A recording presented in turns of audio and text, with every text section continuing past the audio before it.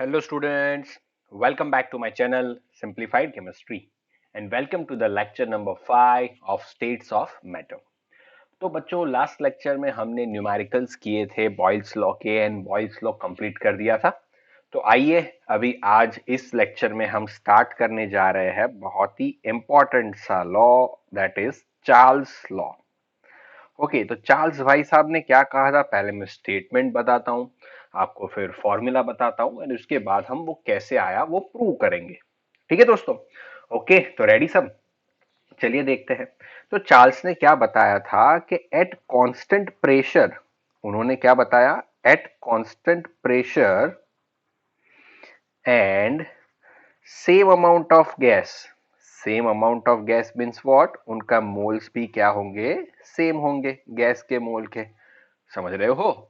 Okay कि भाई जब प्रेशर कांस्टेंट होता है and mass of gas it means आपको पता है हम मैं इधर लिख रहा हूं चलिए मोल इज इक्वल टू क्या होता है वेट अपॉन मॉलिक्यूलर मास। तो ये वेट एंड मोल ऑलमोस्ट जितने वेट बढ़ेगा उतना ही मोल बढ़ेंगे। इट मींस वेट सेम है तो मोल भी क्या रहेंगे सेम क्योंकि मॉलिक्यूलर मास तो एक कांस्टेंट वैल्यू है। तो जब मोल्स भी सेम है प्रेशर भी सेम है तब तब खास याद रखना volume of a gas is directly proportional to its absolute temperature। समझाता हूं सारी चीजें टेंशन मत लेना। ओके तो इन्होंने क्या बताया कि भाई at constant pressure and same amount of gas volume of a gas is directly proportional to its absolute temperature। तो इधर दोस्तों उन्होंने लिया है एब्सोल्यूट टेम्परेचर। एब्सोल्यूट टेम्परेचर का मीनिंग क्या होता है temperature in kelvin not in Celsius. Temperature in kelvin. Okay तो इसके हिसाब से हम देखते हैं कि प्रेशर कांस्टेंट है तो V जो है V is directly proportional to T है। कब एट कांस्टेंट प्रेशर जब प्रेशर कांस्टेंट होता है तब V directly proportional to T है। तो अगर ये प्रोपोर्शनलिटी रिमूव करना है तो हमें क्या रखना पड़ेगा कांस्टेंट रखना पड़ेगा V is equal to K2T जिसमें K2 है वो एक कांस्टेंट है उसकी वैल्यू किसके ऊपर डिपेंड करती है तो आपको पता है उसकी वैल्यू डिपेंड करती है प्रेशर एंड मोल के ऊपर क्योंकि प्रेशर भी कांस्टेंट है मोल्स भी कांस्टेंट है। तो K2 इज इक्वल टू क्या होगा V अपॉन T होगा। K2 इज इक्वल टू क्या होगा V अपॉन T। अभी आप V की वैल्यू ले लो T की वैल्यू ले लो एंड V बाई T की वैल्यू ले लो तो V बाई T की वैल्यू आपको क्या मिलेगी सेम मिलेगी। चले 600 ml वॉल्यूम था अगर बात करते हैं अपने 300 केल्विन टेम्परेचर पे तो ये V बाई टी क्या मिलेगा आपको 2 मिलेगा। 400 केल्विन 200 तो ये भी क्या मिलेगा 2। तो V बाई टी कॉन्स्टेंट रह रहा है तो इसको मैं V1 T1 ले लेता हूँ इसको मैं V2 T2 ले रहा हूँ।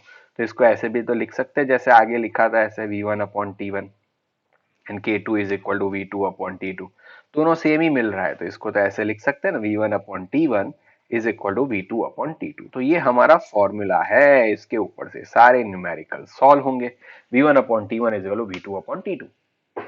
समझ में आ गया। ओके तो V1 upon T1 is equal to V2 upon T2 ये अपना फॉर्मूला है। किसका फॉर्मूला है ये चार्ल्स का फॉर्मूला है भाई चार्ल्स का फॉर्मूला है। ठीक है तो बेसिकली चार्ल्स भाई साहब ने क्या बताया कि भाई कांस्टेंट प्रेशर होता है तब गैस का वॉल्यूम उसके एब्सोल्यूट टेम्परेचर के डायरेक्टली प्रोपोर्शनल होता है। ये टेम्परेचर हमेशा इधर टेम्परेचर हमेशा हम किस में लेंगे केल्विन में लेंगे। ओके हमें पता है कि केल्विन इज इक्वल टू क्या होता है डिग्री सेल्सियस प्लस 273 होता है। ओके ये हमने ऑलरेडी पढ़ा हुआ है। अभी बच्चों इतना तो आपने समझ लिया फॉर्मूला भी देख लिया इसका बट ये आया कहां से। तो एक्चुअली ये जो लॉ है वो जनरली चार्ल्स ने इनिशिएट किया था बट उसमें कुछ फेरफार किए गए। ओके उसके अंदर उसको कुछ मॉडिफाई किया गया गैल्यूसेक ने। ओके नाम सुन के आपको बहुत मजा आएगा गे ल्यूसेक हंसी आएगी।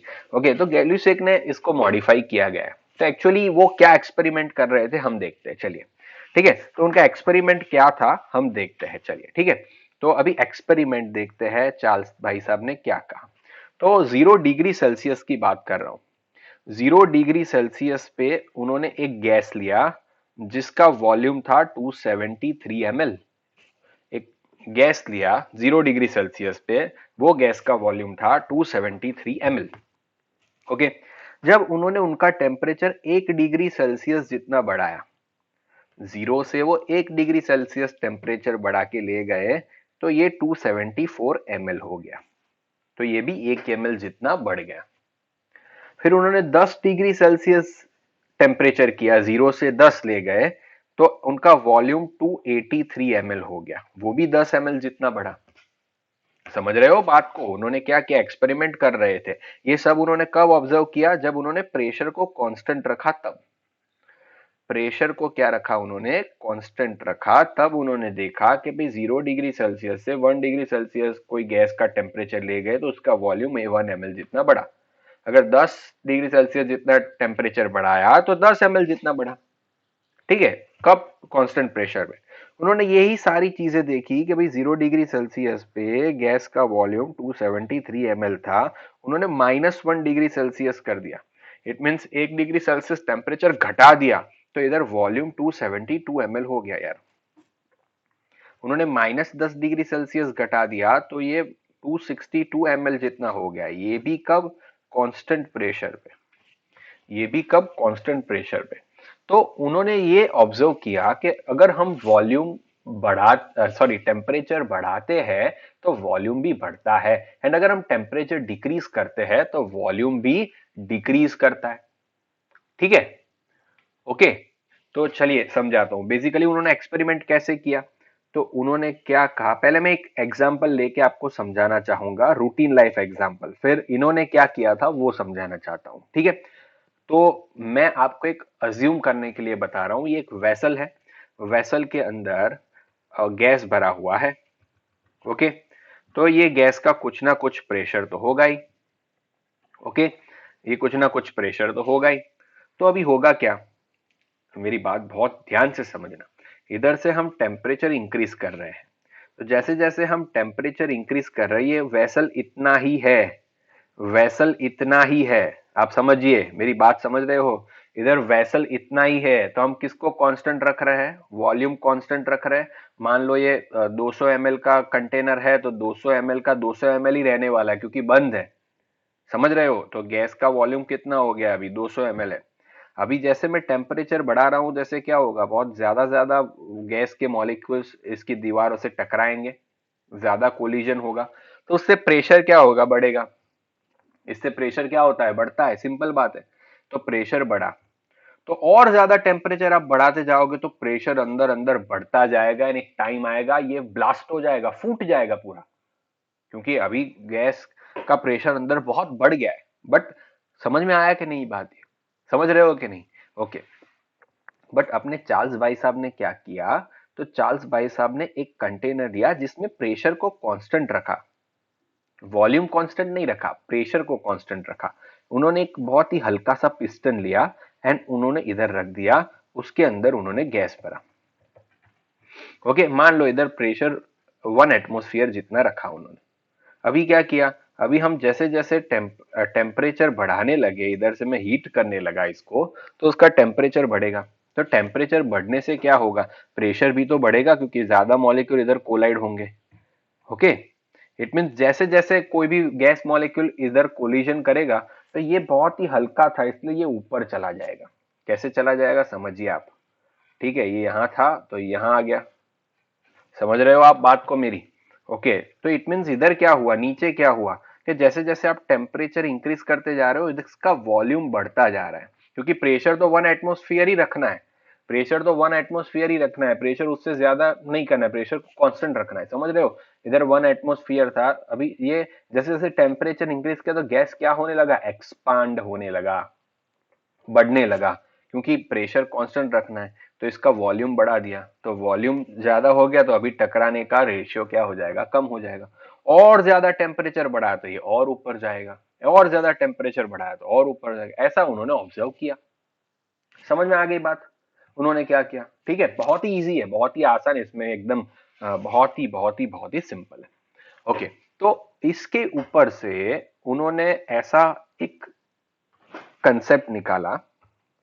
वो क्या था कंसेप्ट, आइए देखते हैं कि 1 डिग्री सेल्सियस जितना टेम्परेचर बढ़ता है, 1 डिग्री सेल्सियस जितना टेम्परेचर चेंज होता है, तो गैस का जो वॉल्यूम होता है, गैस का वॉल्यूम जो होता है उसमें 1/273 जितना वॉल्यूम इंक्रीज होता है। समझिए, अगर आप 1 डिग्री सेल्सियस जितना टेम्परेचर इंक्रीज कर रहे हो तो गैस का वॉल्यूम 1/273 जितना इंक्रीज होगा, 1/273 जितना इंक्रीज होगा। समझ रहे हो?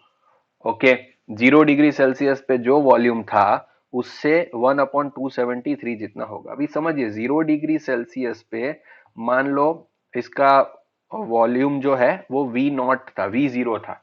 अभी समझिए, एक बात समझ लेना कि 0 डिग्री सेल्सियस पे गैस का कुछ ना कुछ वॉल्यूम तो होता है, वॉल्यूम जीरो नहीं होता है। जैसे हमने देखा ना 0 डिग्री सेल्सियस पे क्या था, 273, ऐसे जीरो नहीं होता है 0 डिग्री सेल्सियस पे। ओके, 0 डिग्री सेल्सियस पे इसका वॉल्यूम क्या है, वी नॉट है।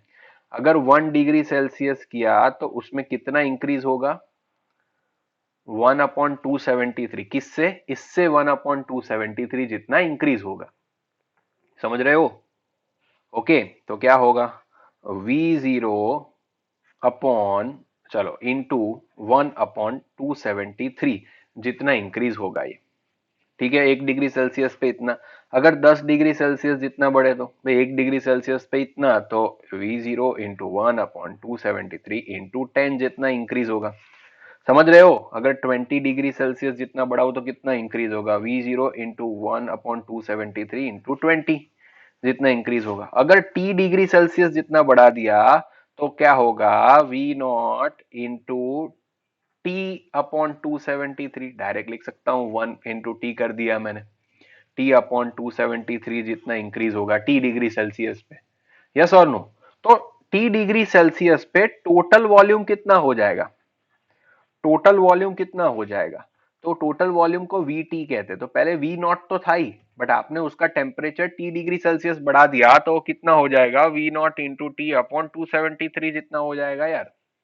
समझ रहे हो? VT इज इक्वल टू क्या होगा, V naught plus V naught into T/273। फिर से बता रहा हूं, बहुत ही इजी कंसेप्ट है कि आप 1 डिग्री सेल्सियस बढ़ाते हो तो 1/273 जितना इंक्रीज होता है वॉल्यूम। तो 1 डिग्री सेल्सियस बनाया तो V नॉट 1/273 जितना इंक्रीज हुआ। 10 डिग्री सेल्सियस बढ़ाया तो V नॉट, तो 1 डिग्री पे इतना हो रहा है तो 10 डिग्री पे कितना, तो V नॉट इंटू 10, ये आए उसके इंटू 10, 20, तो भाई ये 1 पे इतना होता है 20, तो T पे कितना होगा, इतना इंक्रीज होगा। अभी मान लो कि भाई एक गैस का वॉल्यूम 273 ml था, एज्यूम कर रहे हो। अब इसका 1 डिग्री सेल्सियस बढ़ा रहा हूँ, 2 डिग्री सेल्सियस बढ़ा रहा हूँ, तो आप समझ रहे हो बात को कि भाई 1 डिग्री सेल्सियस बढ़ाएंगे इसमें तो कितना चेंज आएगा, तो 273 प्लस V नॉट इंटू 1/273 जितना चेंज आएगा। समझ रहे हो? तो ये टोटल चेंज हुआ वॉल्यूम। तो ये टोटल वॉल्यूम क्या होगा, T डिग्री सेल्सियस बढ़ाओगे तो V naught plus V naught into T/273 जितना होगा। ठीक है, सिंपल है। तभी आप क्या कर सकते हो, V नॉट को कॉमन निकाल सकते हो। कॉमन निकाल सकते हो कि नहीं, तो VT इज इक्वल टू क्या आ जाएगा, V not into 1 plus T/273। Okay, 1 plus T/273। तो ये 1 डिग्री सेल्सियस के लिए। ठीक है, समझ रहे हो? ये किसके लिए है भाई, T डिग्री सेल्सियस, सॉरी। तो ये क्या हो गया, अभी इसका भी एलसीएम ले लेते हैं। तो VT इज इक्वल टू क्या आएगा, V नॉट इधर 273 प्लस T/273, ये आ गया। समझ रहे हो? ओके, तो VT इज इक्वल टू क्या आया, V not into 273 plus T/273। Simple, कुछ नहीं किया मैंने, बहुत आसान है, बहुत ही ईजी है। अभी हमने देखा था 0 degree Celsius is equal to कितने केल्विन होते हैं, तो Kelvin is equal to degree Celsius plus 273। तो 0 प्लस 273 तो कितने होते हैं, 273 केल्विन होते हैं। ठीक है, ओके, 273 केल्विन होता है। समझ में आ रहा है कि नहीं? अगर 10 डिग्री सेल्सियस हुआ तो क्या करेंगे, कितने केल्विन होंगे, तो Kelvin is equal to 10 plus 273, तो क्या आएगा, 283 केल्विन जितना आएगा। तो मैं क्या इसको कह सकता हूं, जो इधर ऊपर है मेरा 273 प्लस टी, वो मेरा फाइनल टेम्परेचर होगा बढ़ाने के बाद। एंड 273 मेरा क्या था, इनिशियल टेम्परेचर था 0 डिग्री। इट मीन्स क्या होगा, initial temperature 0 degree initial temperature हुआ, तो इसकी जगह पे टी फाइनल और टी इनिशियल लिख सकता हूं मैं। ठीक है, तो अभी मैं क्या करूंगा, तो अभी मैं सिंपल लिख सकता हूं V T is equal to, पहले चलो पहले क्या था ये दिखा देता हूं आपको, टी प्लस 273 अपॉन 273। तो अभी टी प्लस टी 273 की जगह पे मैं क्या लिखूंगा, टी फाइनल लिखूंगा। ओके, अपॉन क्या लिखूंगा मैं, टी इनिशियल लिखूंगा। ठीक है, T final upon T initial, cross multiplication, ये दोनों ऊपर नीचे है तो इसको इधर फेंक देंगे। V T upon V naught is equal to T F upon T I. तो ये कैसे टेम्परेचर है, केल्विन में है, इसीलिए उनको क्या कहा जाता है, एब्सोल्यूट टेम्परेचर। इसीलिए इनको क्या कहा जाता है, एब्सोल्यूट टेम्परेचर कहा जाता है। इसलिए V T upon V naught is equal to T F upon T I initial. Okay, इसके ऊपर से प्रूव हो गया कि volume is directly proportional to T, and इसके ऊपर से हम फॉर्मूला लिख रहे हैं V1T1 अपॉन V2T2। अभी समझ में आ गया, क्लियर हो गया कंसेप्ट कि कैसे आया ये फॉर्मूला। ठीक है, ओके, कंसेप्ट क्लियर हो गया मेरे भाई। ओके, तो ऐसे ये फॉर्मूला आया। इट मींस इससे पता चला कि v अपॉन टी तो क्या रह रहा है, कांस्टेंट रह रहा है। एंड इससे ये हमें पता चला। अभी भी इसका ग्राफ प्लॉट देख बच्चों, समझ में आ गया। ठीक है, आशा रख रहा हूं मैंने इसको बहुत ही बेसिक तरीके से समझाया, तो आपको सब कुछ क्लियर हो गया होगा। नहीं हो रहा है, फिर से एक बार वीडियो देखो, फिर भी समझ में नहीं आ रहा है मुझे कमेंट करो, मैं फिर से समझा दूंगा आपको। बाकी मेरी गारंटी समझ में आ ही जाएगा, इसमें कुछ नया नहीं है। ठीक है, तो ये हमने प्रूव भी कर दिया कि भाई एट कांस्टेंट प्रेशर पे V is directly proportional to T। तो ये फॉर्मूला भी आ गया हमारे पास। ओके, अभी हमें ग्राफ प्लॉट करना है V अगेंस्ट T का। तो अभी बहुत ही बढ़िया सा ये कंसेप्ट है, सब लोग इसमें गलती करते हैं। तो इधर वॉल्यूम लिया है, इधर टेम्परेचर मैंने केल्विन में लिया है, तो केल्विन में एब्सोल्यूट टेम्परेचर होता है। तो अभी आपको पता है कि भाई वॉल्यूम एंड टेम्परेचर, तो V इज इक्वल टू क्या है, के टी। तो आप देख लीजिए y is equal to m x plus c वाला कंसेप्ट था अपना। x एक्सिस पे क्या ले रहे हैं, t ले रहे हैं, c तो कुछ है नहीं तो जीरो हो गया, k क्या आएगा m, तो स्लोप अपना क्या आएगा k। ओके, तो फिर इधर क्या मिलेगा आपको, स्ट्रेट लाइन मिलेगा, +1 बराबर स्ट्रेट लाइन मिलेगा। एंड इसके स्लोप की वैल्यू कितनी मिलेगी, k जितनी मिलेगी। तो इधर जीरो लिया है मैंने, ये जीरो क्या है, केल्विन। जीरो केल्विन है, एब्सोल्यूट जीरो। अभी समझिए, कभी भी कोई भी गैस का वॉल्यूम जीरो होता है, गैस का वॉल्यूम 0 डिग्री सेल्सियस पे जीरो नहीं होता है, बट 0 केल्विन पे जीरो होता है। मैंने बताया था ना, एब्सोल्यूट जीरो टेम्परेचर 0 केल्विन पे जीरो होता है। क्यों, क्योंकि 0 केल्विन मीन्स कितना डिग्री सेल्सियस, -273.15 डिग्री सेल्सियस। उतना जनरली उस टाइम पे कोई मूवमेंट कोई मोशन पॉसिबल नहीं है। हमने स्टार्टिंग में देखा था जब गैसियस स्टेट स्टार्ट किया था, तब कोई मोशन नहीं होता है, तब उसका वॉल्यूम क्या हो जाता है, जीरो हो जाता है। ओके, इसीलिए इधर जीरो से स्टार्ट किया। अगर केल्विन से लिया तो अगर यही ग्राफ मुझे volume against T degree Celsius में प्लॉट करना होता, तो वो ग्राफ ऐसा होता, तो वो ग्राफ ऐसा होता। ओके, आप समझिए मेरी बात को, मैं क्या बताना चाह रहा हूं। ठीक है, ओके, तो वो ग्राफ ऐसा होता, ये 0 डिग्री सेल्सियस है, ये इधर 100 है, ये 200 है, ये -273 है, इधर 100 डिग्री सेल्सियस, 200, 273 ऐसा है। तो वो ग्राफ आपको ऐसा मिलेगा। एंड यहाँ पे आप उसको एक्सटेंड करोगे तब जाके ये जीरो मिलेगा, क्योंकि 0 डिग्री सेल्सियस पे तो वॉल्यूम होता है गैस का, एब्सोल्यूट जीरो टेम्परेचर जिसे 0 केल्विन कहा जाता है, तो 0 केल्विन पे गैस का वॉल्यूम जीरो होता है। तो अगर आपको डिग्री सेल्सियस के साथ ग्राफ प्लॉट करना है, तो आपको ऐसा ग्राफ मिलेगा।